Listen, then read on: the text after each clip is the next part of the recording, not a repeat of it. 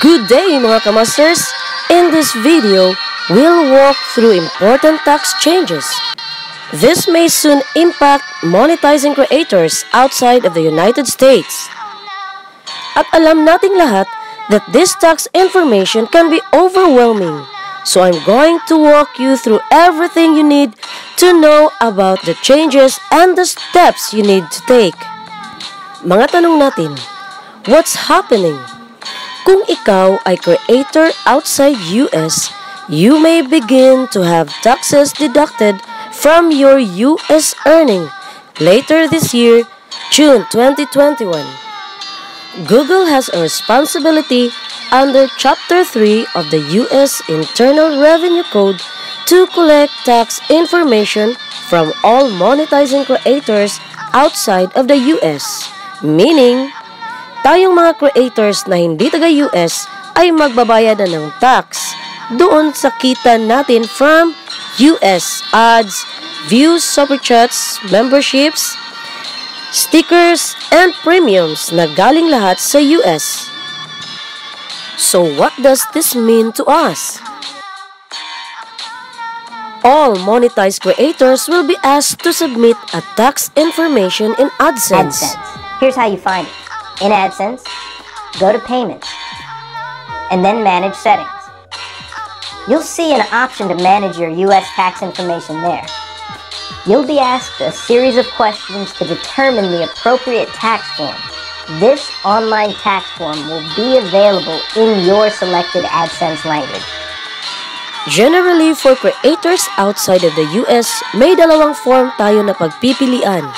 This will be either Form W8BEN, which is typically for individuals, or Form W8BENE, which is typically for businesses. If you're unsure about which forms you need to fill out, you should consult a tax advisor.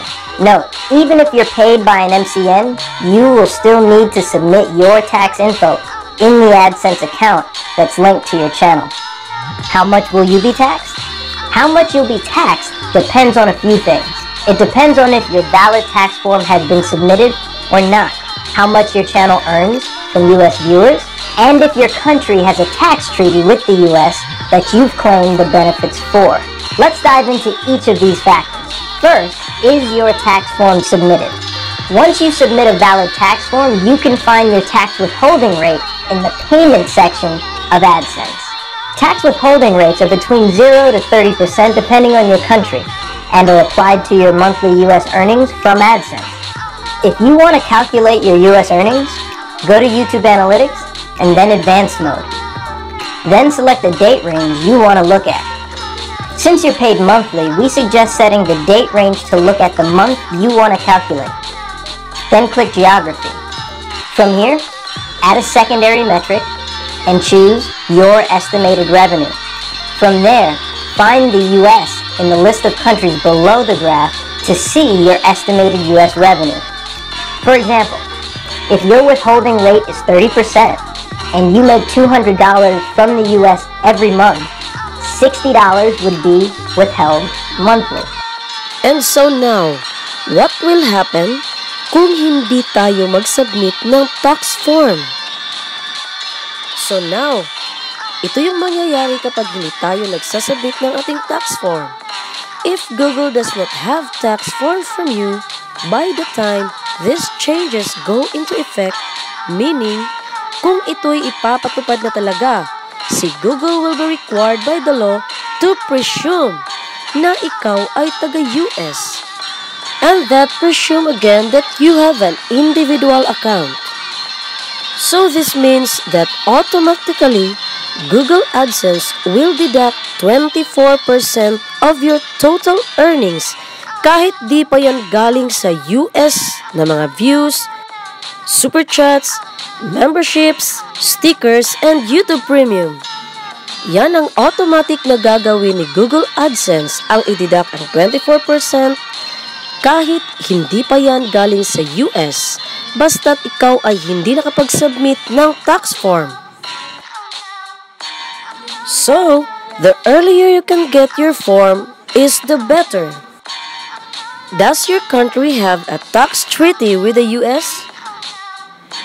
You know mga kamasters, some countries have a tax treaty with the US that can potentially reduce the tax withholding rate on your revenue. So if you submit or kung nag-submit ka ng tax info and claim a treaty benefit, your tax rate might be reduced. Example, sa UK and Canada, may be eligible for a tax rate of 0%, while partners in Mexico or Korea may be eligible for a tax rate of 10%. So AdSense will automatically surface the opportunity to claim a treaty benefit if one exists between your country and the US. So now, here's how to apply a US treaty benefit. To claim a tax treaty benefit, you'll need to provide a non-US tax identification number in the tax identity section of the tax tool in AdSense. This is issued by your local tax authority or government, or in some cases you can provide a US tax identification number like an employer identification number, EIN, or an individual tax identification number, ITIN. So now, let's have the step-by-step filling up of tax form.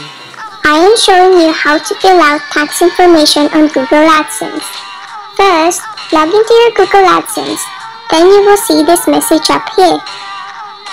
Click on the Manage Tax Information, then click Add Tax Information. You will be redirected and you will need to log in again. This will then take you here. Select Individual and click Next. Select No if you are not a US resident, then click Next. Select the first one as this is the one for the individual. The other one is for business. Then click Start. Make sure your name is the same as on your tax document.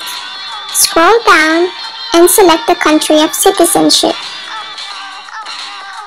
Fill out the foreign TIN or your social security number. If you do not have one, you will be automatically taxed at 24% from your US earnings. Click Next. Fill the permanent residence address and your mailing address.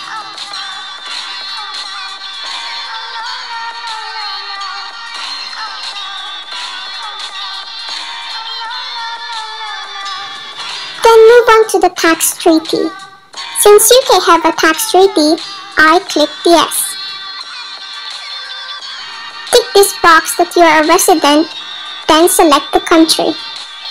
For the special rates and condition, I selected 0% rate on all three. Note that you will need to provide your TIN number or social security number to claim this.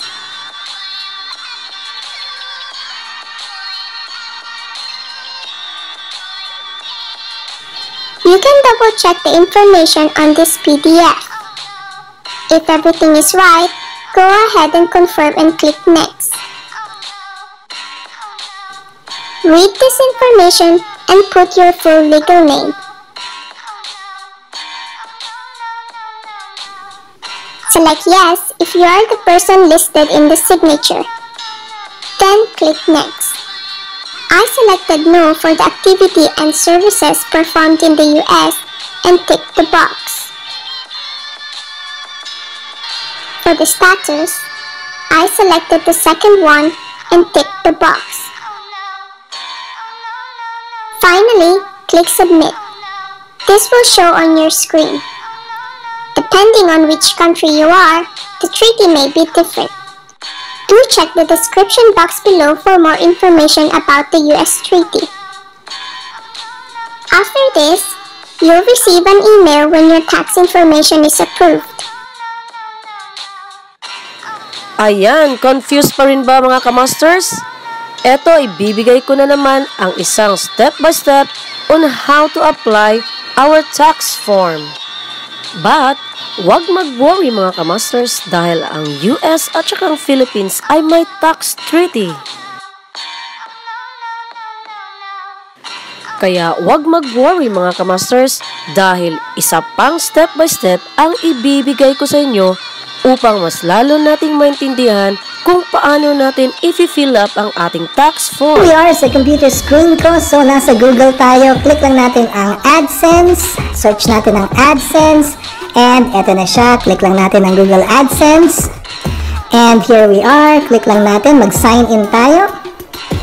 Okay, nandito na tayo. Then, move natin ang ating cursor sa payments. Click natin ang payments. Then, pwede natin i-click dito sa manage tax info sa taas. Pwede dito sa gitna. At pwede rin dito sa may baba. So, i-click na lang natin itong nasa gitna dahil pulang-pula siya. Okay, so, click lang natin itong add tax info. Okay, add tax info.